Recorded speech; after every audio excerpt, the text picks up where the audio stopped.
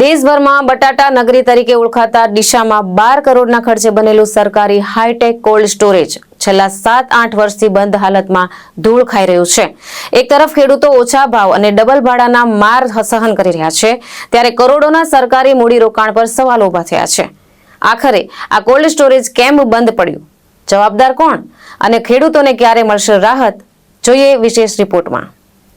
ડીસા શહેરના જલારામ મંદિરથી રાણપુર રોડ પર વર્ષ 2012માં હાઈટેક કોલ્ડ સ્ટોરેજ બનાવવાનો નિર્ણય લેવાયો હતો।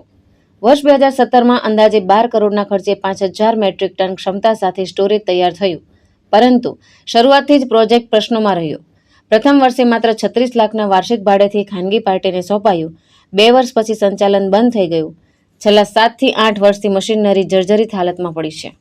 સમયસર મેન્ટેનન્સ ન થવાને કારણે 50 થી 60 લાખના રિપેરિંગ ખર્ચની જરૂર હોવાનું કહેવામાં આવે છે। અનેક વખત ટેન્ડર બહાર પાડ્યા છતાં કોઈ પાર્ટી સંચાલન માટે આગળ આવી નથી। હાલ માત્ર સુરક્ષા માટે 3 પાળીમાં 3 ગાર્ડ રાખવામાં આવ્યા છે, જેનો ખર્ચ પણ કોર્પોરેશન જ ભોગવી રહ્યું છે। હું ડીસા તાલુકાનો ખેડૂત છું। બટાકા પકવું છું વર્ષોથી, અને અત્યારે બટાકાના ભાવ સાવ તળિયે બેસી ગયા છે। બીજા સ્ટોર જે પ્રાઇવેટ છે એની અંદર અમને જગ્યાઓ મળતી નથી।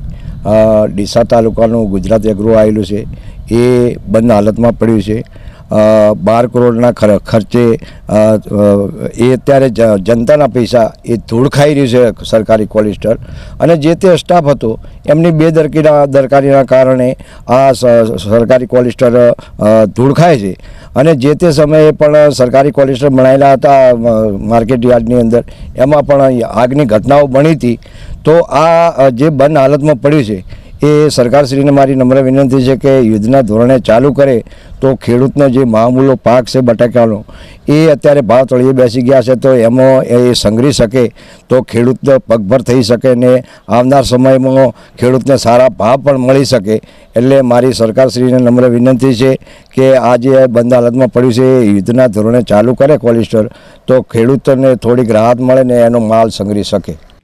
એક તરફ બનાસકાંઠામાં બટાકાના યોગ્ય ભાવ મળતા નથી, ઉપરથી ખાનગી કોલ્ડ સ્ટોરેજમાં ડબલ ભાડું ચૂકવવું પડે છે। જો આ સરકારી સ્ટોરેજ ચાલુ હોત તો ખેડૂતોને રાહત દરે સંગ્રહ સુવિધા મળી શકત। ડીસા વર્ષોથી બટાટા હબ તરીકે ઓળખાય છે। 2010 થી 2016 દરમિયાન 200 થી વધુ ખાનગી કોલ્ડ સ્ટોરેજ ઊભા થયા હતા, જેનો સરેરાશ ખર્ચ 5 થી 7 કરોડ હતો। ત્યારે સરકાર પાસે પોતાની જમીન હોવા છતાં 12 કરોડનો ખર્ચ કેમ થયો? શું પ્રોજેક્ટમાં ગેરવ્યવસ્થા કે ગોટાળો થયો? આવી ચર્ચાઓ હવે જોર પકડે છે। હવે ખેડૂતોની માંગ છે કે બંધ પડેલા કોલ્ડ સ્ટોરેજને તાત્કાલિક રિપેર કરી શરૂ કરવામાં આવે અને રાહત દરે ભાડું નક્કી કરવામાં આવે।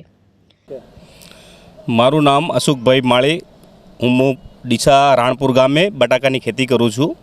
તો આજે અમારી એક વેદના છે કે ડીસા તાલુકાની અંદર કોલ્ડ સ્ટોરેજ ઉપર અત્યારે લાઈનો લાગેલી છે, ખેડૂતનો માલ ખાલી થતો નથી, 2 દિવસથી ટ્રેક્ટરો ખાલી થાય છે।